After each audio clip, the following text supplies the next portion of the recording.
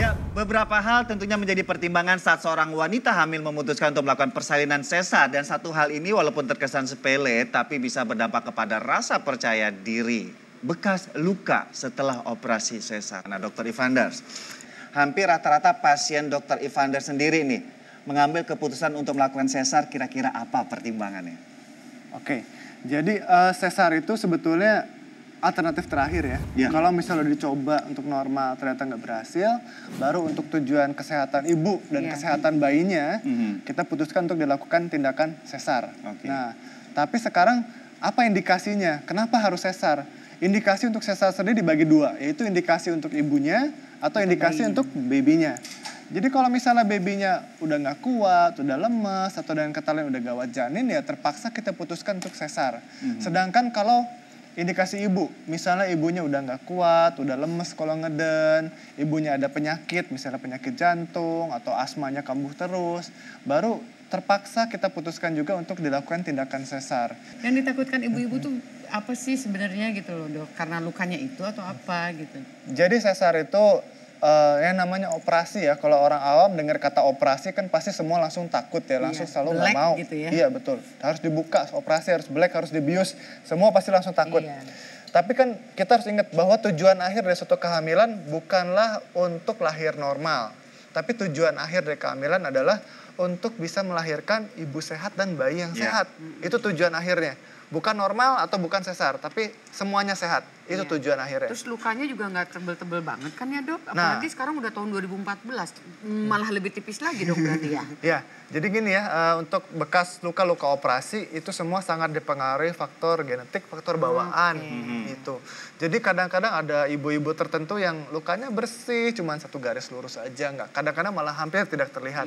Tapi ada juga yang jadi tebel, kayak ulet bulu ya, besar sekali. Itu juga bisa seperti begitu. Tapi intinya itu adalah faktor bawaan dan faktor-faktor lain yang menyebabkan penyembuhan lukanya tidak sempurna. Ya. Mungkin untuk lebih jelasnya lagi pemirsa yang ada di rumah maupun di studio, gimana sih bentuk sayatan saat operasi? Kok bisa ada yang lurus, ada yang tegak berdiri, ada yang tebal, dan berbagai kemungkinan. Kita ke meja demo aja. Yuk, Mama Dona, Dr. Ivanders, kita ke sini dulu ya. Sini sudah ada meja demo kita ya. Silakan dokter, Mama Dona, diambil posisinya. Ini ada pasien kita. Nah, langkah awalnya gimana dok? Ya, oke. Kita mulai. Jadi sebelum tindakan sesar yang dilakukan, otomatis kita harus tentukan dulu di manakah sayatan akan dilakukan.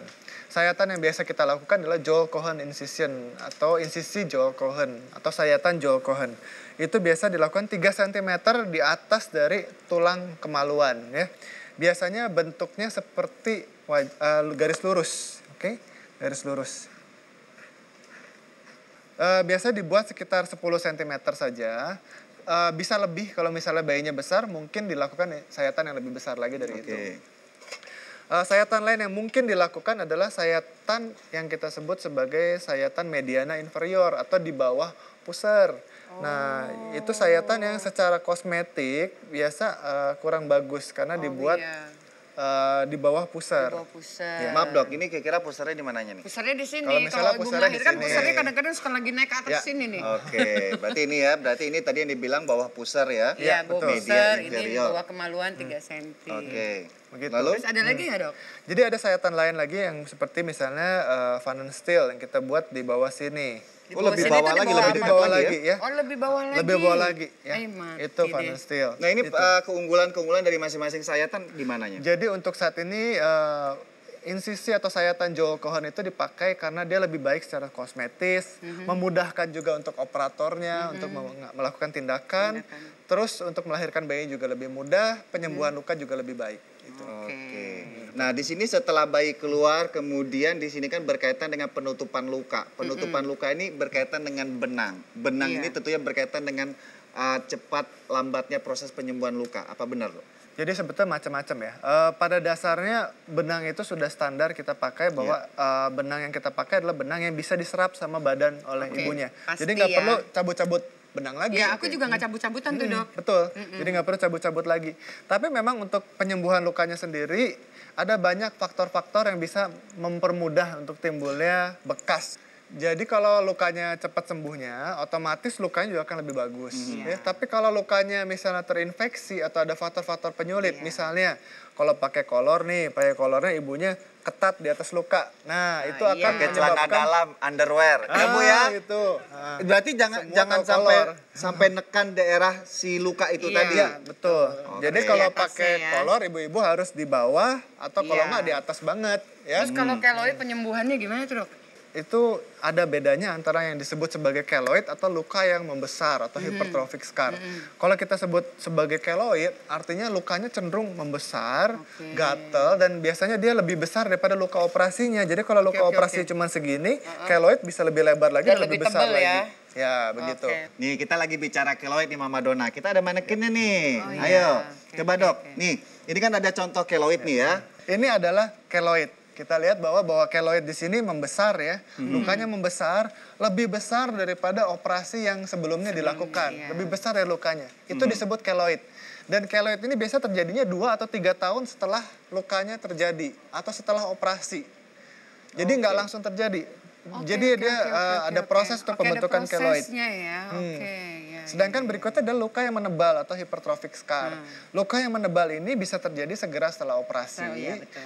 Bentuknya adalah lukanya hanya menebal, lebih tinggi dari jaringan sekitarnya, tebal, teraba keras, kadang gatel, kadang perih, macam-macam sensasinya ya. Tapi intinya bahwa lukanya tidak kembali Tidak seperti kembali bentuk normal. Itu yang disebut hypertrophic scar. Tapi hipertrofi scar ini yang sekarang di atas ini apakah punya resiko untuk jadi keloid?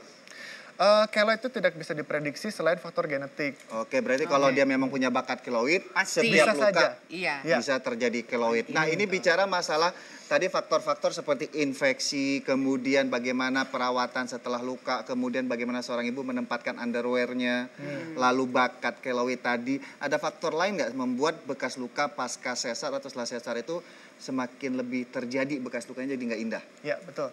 Jadi sebetulnya dalam 24 jam itu luka setelah operasi itu sudah sembuh sebetulnya, sudah menutup Oke. dia. Tapi masalahnya dia masih rapuh. Itulah sebabnya 24 jam pasca operasi lukanya masih ditutup dengan perban ya. Iya. Nah, itu tergantung berapa lama penyembuhan lukanya. Biasanya kan setelah operasi harus kontrol ke dokter Iya, tuh. betul. Nah, dilihat sama dokternya kalau lukanya sudah sembuh boleh dibuka, Perbannya boleh mandi. dibuka, iya, Ya, betul. boleh mandi, siram-siram. Nah, kalau misalnya ternyata dibuka terlalu cepat atau lukanya belum sembuh benar, ternyata sudah dibuka, itu akan mempermudah untuk timbulnya keloid.